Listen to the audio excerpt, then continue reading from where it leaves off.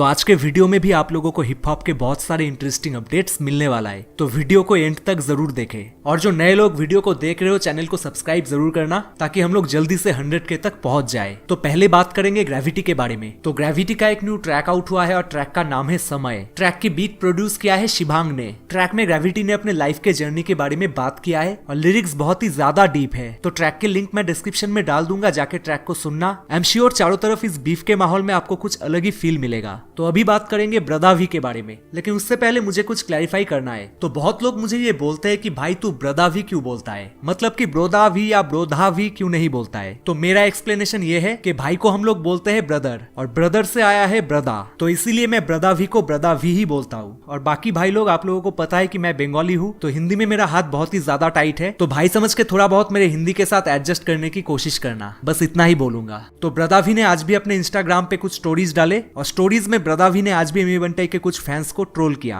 तो शायद कल वाले ब्रदा वी के स्टोरीज के बाद एमी बंटाई के कुछ फैंस जाके ब्रदा वी को टकलू, सिस्टा वी एसेट्रा एसेट्रा बोल रहे थे, और वो लोग शायद इसीलिए ऐसा बोल रहे हैं कि उनको लगा ब्रदा वी ने स्टोरीज में एमी बंटाई को डिस किया। तो एक स्टोरी में ब्रदा वी ने लिखा, एलकेजी के बुक्स फेंक के मारेंगे and they still won't know what hit them, stay away from me, I don't wanna be famous. मतलब कि मेरे से तुम लोग दूर रहो, मुझे फेमस नहीं होना है। और अगली एक स्टोरी में ब्रदा वी ने एक एग्जांपल दिया कि एमी बंटाई के एक फैन आके उनको पहले बोलते हैं, he has more followers than you only want fame, वो तुम लोगों को रिस्पॉन्स नहीं देगा। मतलब ब्रदा वी अगर एमी बंटाई को डिस करेंगे तो एमी बंटाई ब्रदा वी को रिप्लाई नहीं करेंगे, क्योंकि ब्रदा वी के पास फॉलोअर्स कम हैं। और ये बोलने के बाद वही एमी बंटाई के फैन जिसके पास 29 फॉलोअर्स है, वो ब्रदा वी को बोलते हैं कि why are you not responding to me, फट गई क्या। तो ब्रदा वी ने अपने स्टोरीज के थ्रू एमी बंटाई के कुछ फैंस को ट्रोल किया है। तो आप कमेंट करके बोलना आपको इस मैटर पे क्या बोलना है। तो अभी बात करेंगे एमसी स्टैन के बारे में। तो एमसी स्टैन का ट्रैक तरी पार कल रिलीज होगा। तो एमसी स्टैन ने आज इंस्टाग्राम पे अपना एक पिक्चर अपलोड किया और जिसके कैप्शन में एमसी स्टैन ने लिखा,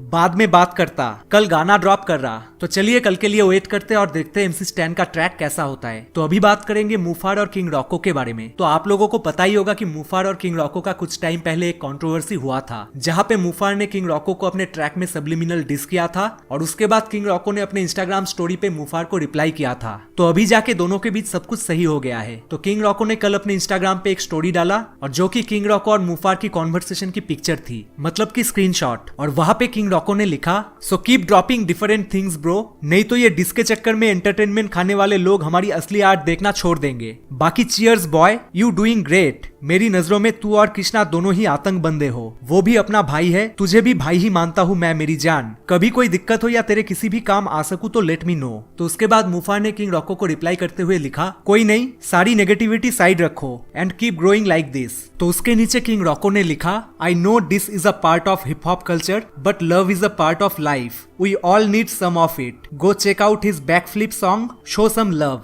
तो जैसा कि आप लोगों ने देखा, मुफाड़ और किंग रॉको के बीच में मैटर अभी सही हो गया है। तो आगे चल के देखते हैं इन दोनों का कोई कोलैब हमको देखने को मिलता है या नहीं। तो अभी बात करेंगे गेंगिस खान एके कैमो के बारे में। तो गेंगिस खान को किसी ने उनके इंस्टाग्राम पे पूछा, bro Divine has started beef with Emiway Bantai. तो इसका रिप्लाई देते हुए गेंगिस खान ने लिखा, brother, not one rapper in India experienced any physical violence, gang fights, etc. It is not beef. It is called drama.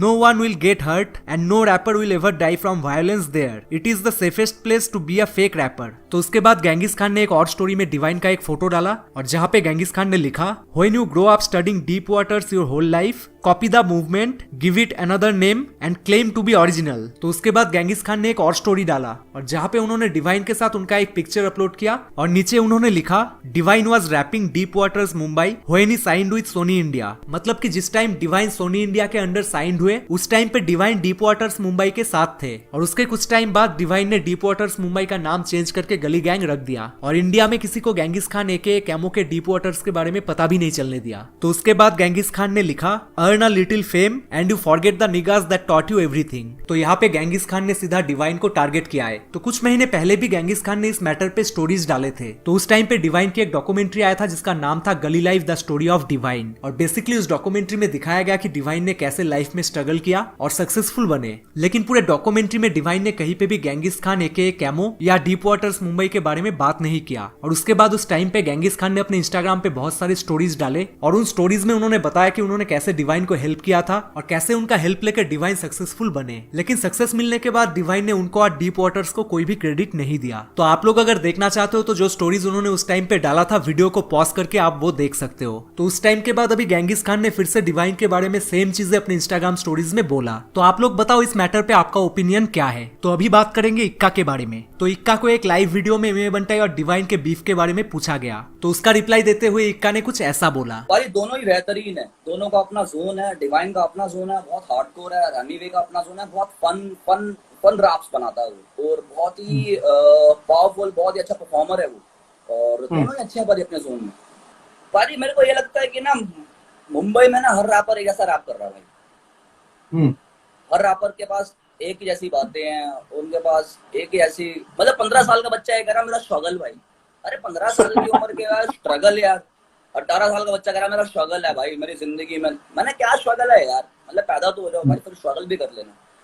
पर ना दिल्ली में लड़के देखे हैं भाई, मतलब हनी भाई ले लो, बादशाह भाई ले लो यार, मतलब दे आर सो मैनी यार, दे आर सो मैनी। मतलब 47 अब लोग करा, 47 का नाम लोगों ने अब सुना है भाई। वो लड़का 10 साल से काम कर रहा है भाई, 10 साल से। और मैं उसे सुन रहा हूँ, उसके बाकी पुराने गाने सुनना भाई उसके, कभी जब वो अंग्रेजी में रैप करता था। मतलब ऐसे ऐसे लड़के खजाने भाई, खजाने। मतलब बातें अलग, टॉपिक्स अलग। और यार यहाँ तो इंडस्ट्री हनी भाई ने खड़ी करी है पारी यार। रैप का मतलब लोगों को बॉलीवुड को पता चला रैप होता क्या है, बताने वाला नॉट से थे।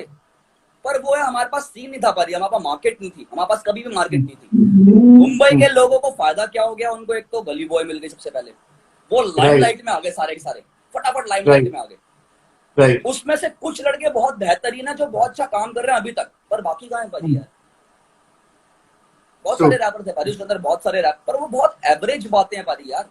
मैं देखा लोग ना सब डिवाइन को कॉपी करते हैं वहां पे मुंबई में, सब डिवाइन को कॉपी कर रहे हैं, उसी की तरह साउंड करने की कोशिश कर रहे हैं, कुछ एमीवे की तरह साउंड करने की कोशिश कर रहे हैं। अपना साउंड नहीं है डिवाइन, तब डिवाइन है क्योंकि डिवाइन का अपना साउंड है।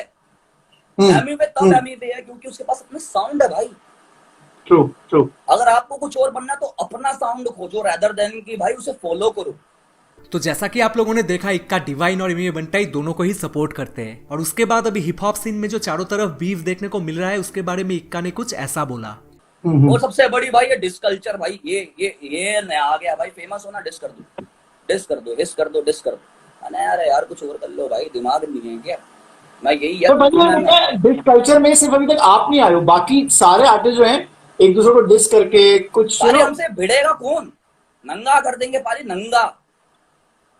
मतलब ऐसा हमसे भिड़ेगा कौन पारी यार। मतलब मैं तो खुली चेतावनी है भाई, कोई मैं पारी मेरे पास टाइम नहीं है कि मैं किसी को तू मैं करूं पहले, और जो करेगा उसे छोड़ेंगे नहीं पारी, फिर उसे घट सीट देंगे पारी। तो अपना मेरा इंटरेस्ट नहीं है पारी। मैं बस यही कहता हूँ कि यार क्रिएटिव रहो और लोगों को वो दो जो उनके पास नहीं है अभी। और हिप हॉप को अगर बड़ा करना है तो इस चीज से बाहर निकल के कुछ और बना दो भाई, नहीं तो हिंदुस्तान में हिप हॉप सिर्फ डिस ही रह जाएगा भाई। डिस नहीं होगा तो बाहर भाई, बिकॉज रैप जब ओरिजिनेट हुआ था ब्लैक्स का म्यूजिक था, उस साइड से आया था रैप कल्चर। मेरे को सिर्फ इतनी सी बात बताओ कि वहां पे तो डिस करने का कल्चर था। मतलब एक होता है डिस करना, इसके पर्सनली ले लेना, एक होता है कंपटीशन। और डिस करना है कंपटीशन, आपके अंदर से कंपटीशन, मैं आपको ललकारूं, मैं आपको चैलेंज करूं, आपके अंदर से आपका बेस्ट निकलेगा। सो इजंट डिस करना समवेयर और the other a little better, कि आपको मैं पुश करूं just to get the best out of you. भाई आपको पता है बाहर है ना, मतलब रीजन से डिस होते हैं भाई यार, बहुत छोटे छोटे रीजन से डिस नहीं होते हैं वहां पे, कि भाई उसने मुझे जो वहां बुलाया नहीं, उसने मेरा गाना शेयर नहीं करा, या उसने मेरे दोस्त को कुछ बोल दिया, वहां उसने कुछ कर दिया। कर मैं भी सकता था डिस भाई, कर मैं भी सकता था एक टाइम पे, पर मेरे को लगा नहीं पारी यार कि मैं अपनों की बेइज्जती करके कुछ कमा लूं और खा लूं। नो पारी यार, नो, मेरा नेचर नहीं है पारी यार वैसा। मेरे को बहुत बुरा लगा कि मैंने वो भी क्यों करा जो मैंने करा था एक टाइम पे। मैंने कहा मेरे को लगा अगले दिन यार मेरे को करने की जरूरत नहीं थी यार। मेरे को बहुत क्या से शुरुआत हुई, व्हाट वाज द इनिशिएशन? पर कुछ हुआ नहीं था, बस मेरे को कोई चीज बुरी लगी। रफ्तार ने किसी इंटरव्यू में कोई बात करी थी जो मेरे को चुभ गई थोड़ी सी यार, और वो मैं उसकी हमेशा तारीफ ही करी है भाई। चाहे कोई इंटरव्यू देख लेना, चाहे कोई गाना देख लेना, मैंने कभी किसी का नाम लेके कभी किसी को डिग्रेड करने की कोशिश नहीं करी मैंने, कि मैं उसको नीचे ले आऊं या फिर उसको ऊपर ले आऊं, या फिर वो मेरे लिए बढ़िया या फिर मेरे लिए। मैं दुनिया को डिस कर सकता था भाई, मेरे साथ बहुत बुरी चीजें हुई हैं, या फिर लोगों ने क्या क्या करा। अगर मैं बोलने पे आया तो मेरे पास तो बहुत सारी चीजें हैं भाई बोलने के लिए कि क्या क्या हुआ, पर मैं चाहता नहीं पर यार कि मैं ये करके अपने दोस्त को भी नीचे कर दूं और खुद भी नीचे चला आऊं, क्योंकि ये हद तक फिर ना ये हमेशा के लिए हो गई भाई। एक बार आपने किसी को बुरा बोल दिया, वो हमेशा के लिए छप गया। तो मैं इन Right, चीजों में right. पढ़ता नहीं पर यार, मैं इन चीजों में पढ़ता नहीं। और लोगों ने क्या है कि ना, उनका मतलब भी नहीं है, वो डिस कर रहे हैं, उनको पता है कि इट्स द इजीएस्ट वे अभी राइट नाउ, True. क्योंकि True. सपोर्ट भी डिस को कर रहे हैं। मतलब मैं ये नहीं कहता भाई कि डिस कल्चर नहीं है, पर बाहर भाई हम्म। गोलियां मार देते हैं डिस में।